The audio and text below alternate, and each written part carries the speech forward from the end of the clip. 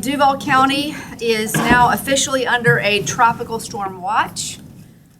We continue to expect tropical storm force winds across Jacksonville, and the strongest winds are expected on Thursday afternoon and into Thursday evening.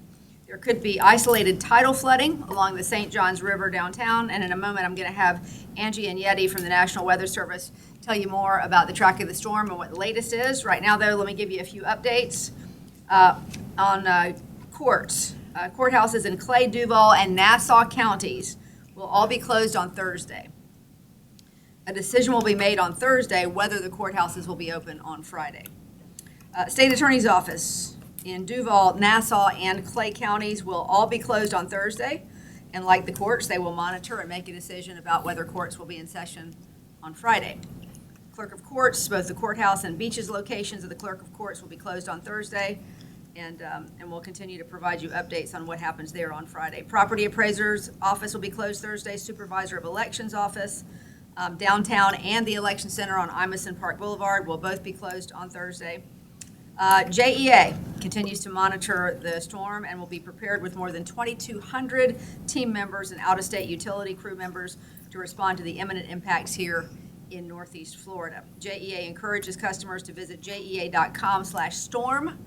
jea.com/storm to ensure your contact information is up to date and to register for power restoration alerts. It's probably going to be a busy day for them with all the wind that's going to be coming through with this storm because we've had a saturated ground, and we also have a situation where we may be losing some trees in these winds, which means power outages. So make sure you take down that information. It's going to be important for you to have. The JTA, Jacksonville Transportation Authority, continue to run regular operations on JTA's fixed bus route, BRT, First Coast Flyer routes, connection, and ready ride service as long as it is safe to do so on Thursday. The JTA anticipates resuming normal service on Friday. So you're getting a theme here, right? We all expect things to deteriorate on Thursday and then become better quite early, really on Friday as conditions rapidly improve. The St. Johns River Ferry will be closed on Thursday and is anticipated to be back in service on Friday. Skyway will be closed on Thursday as well, and JTA will start supporting sheltering operations starting on Wednesday. You know, the shelters are going to open Wednesday at 4 p.m., and they'll have free rides for residents to 5 shelters that are out there, and we'll tell you what those are in just a minute. The My JTA app is also a great resource for you if you want to know where to get those routes. Old updates. I love that. Old updates. We've said this, but it bears repeating.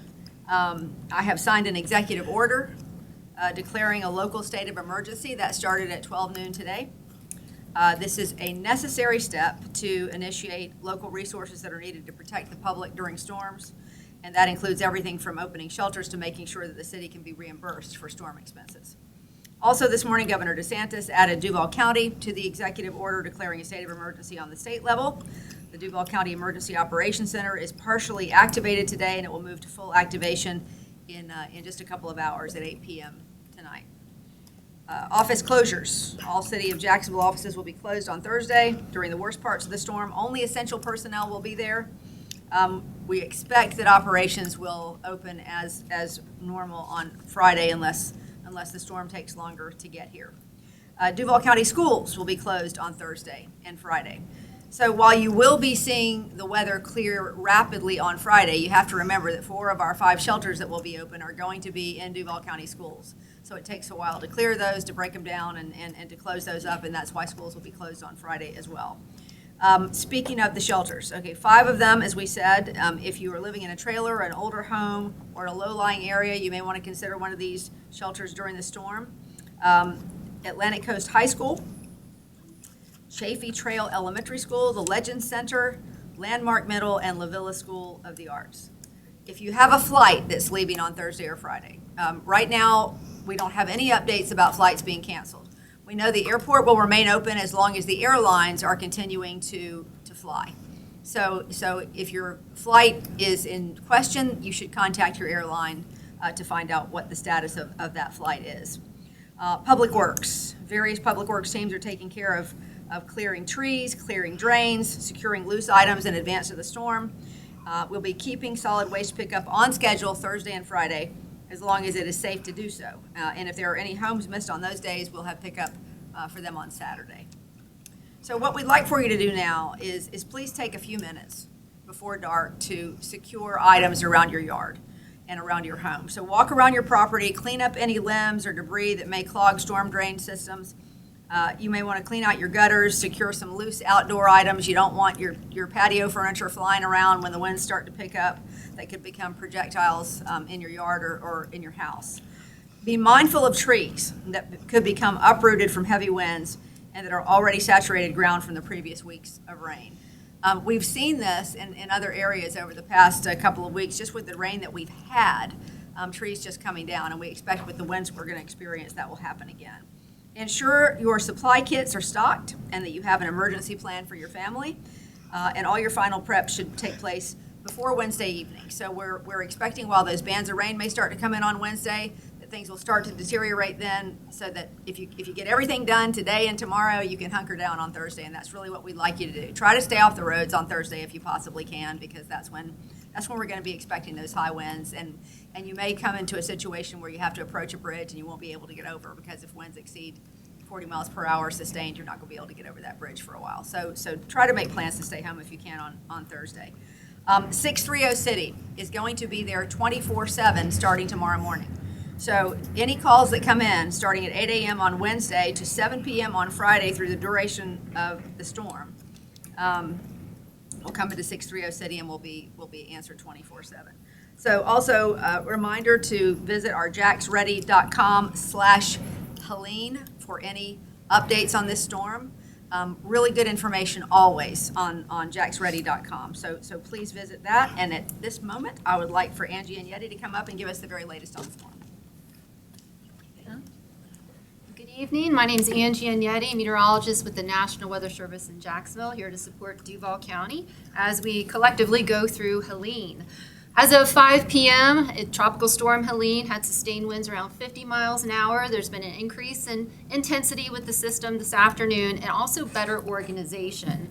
Over the next 24 to 36 hours, the center of the storm is going to drift northward and eventually come across the southern Gulf of Mexico, where by tomorrow afternoon, the system is expected to be intensified to Hurricane Helene. At that point, the storm begins to take more of a northeast track, rapidly increasing in intensity, something called rapid intensification, to a major hurricane. That's a Category 3 or higher as it moves northeastward across the eastern Gulf of Mexico, approaching Apalachee Bay into Thursday and Thursday afternoon, Thursday evening. So landfall is looking like it's going to be more of the Apalachee Bay, Florida Big Bend area. That said, for our area, for the First Coast, even though the center of the storm is expected to be landfall well to our west, the storm is expected to have a increasing, expanding wind radius around it, meaning that this large wind field is still expected to bring tropical storm conditions to the First Coast. As the mayor mentioned, the timing of those strongest winds looks to be Thursday afternoon into Thursday evening. And when we say tropical storm force winds, that's winds sustained at 40 miles per hour or more. Now, as of 5 p.m., we are underneath a tropical storm watch. A watch means that tropical storm conditions are possible in the watch area within about 48 hours. So the watch is like our heads up product that, okay, let's go ahead and finish up our preparations. Given good weather today, this evening, and into tomorrow through Wednesday, that's a great time period, as the mayor said, to fortify your emergency supply kits, go over your plans, and be ready to find your safe shelter by tomorrow evening. That would be Wednesday evening, because at that point, that's when we're going to be expecting some of the outer rain bands to come up the Florida Peninsula. Within those rain bands is going to be tornado potential, as well as locally heavy rainfall. So ideally, we want folks to kind of be where they want to be to ride out the storm by tomorrow evening, Wednesday evening. And certainly the worst of the impacts will transpire through the course of the day, Thursday, with the brunt of the storm Thursday afternoon into Thursday evening. During that time of the strongest winds, Thursday afternoon and evening, is where we could see storm surge of up to 3 feet, especially targeted on areas of the river, including downtown Jacksonville, near Hogan's Creek, as well as San Marco area, Riverside, and Ortega. Along the immediate coast, we could have some inundation up to 3 feet, but with such a good dune structure there, we're not expecting significant coastal storm surge impacts with Helene. But the riverfront will be the more vulnerable locations. In terms of rainfall amounts, for our county, we're generally looking about 2 to 4 inches, but there could be isolated amounts up to 6 inches. Now, 2 to 4 doesn't sound like a whole heck of a lot, but given the saturated grounds that we have had over the area, and many areas haven't flushed out, haven't drained out properly, any additional heavy rainfall over a short period of time is going to certainly cause some localized flooding issues. So to highlight that flood potential, we do have a flood watch in effect as well that goes into effect Wednesday night. It's out currently, but it doesn't go into effect until Wednesday night as those outer rain bands approach us. Okay. All right. Any questions for any of us? All right. Everybody, thank you so much for being here. We'll be back at 12:05 tomorrow. And in the meantime, please encourage everybody to keep making their storm preps and be safe. Thank you.